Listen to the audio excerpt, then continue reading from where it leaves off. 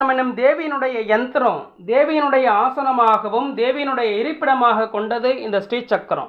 இந்த ஸ்ரீசக்கரத்தினையே சிற்பிகள் என்ன செய்தாங்கன்னா போர்த்தேராக அமைத்து தந்திருக்கின்றார்கள். ஸ்ரீசக்கரத்தை விளங்கக்கூடிய சக்திகள் அனைத்தும் ஸ்ரீசக்கரத்தில் விளங்கக்கூடிய சக்திகள் அனைத்தும் தேர்ப்பகுதிகளாக அமைந்திருக்கின்றது. அப்படி ஸ்ரீசக்கரத்தில் 9 ஆவரணங்களே தேருடைய 9 தட்டுகளாக அமைந்திருக்கின்றது. இந்த சர்வானந்தமய சக்கரத்தின் சுரூபமாக ஆனந்தமே இந்த கொடியாக தேரின் மேல் வீசிக்கொண்டிருக்கின்றது.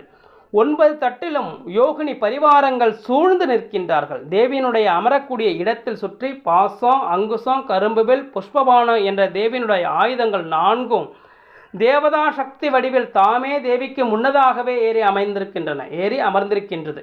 அப்படி மற்ற ஆயுதங்களும் அவர்களோடு சேர்ந்து அமர்ந்திருக்கின்றது. இப்படி எல்லா ஆயுதங்களும் சக்தி உருவெடுத்து புடைசூழ தேவியினுடைய சக்கர அந்த தேரிலே சக்கர ராஜரதத்திலே விளங்குகின்ற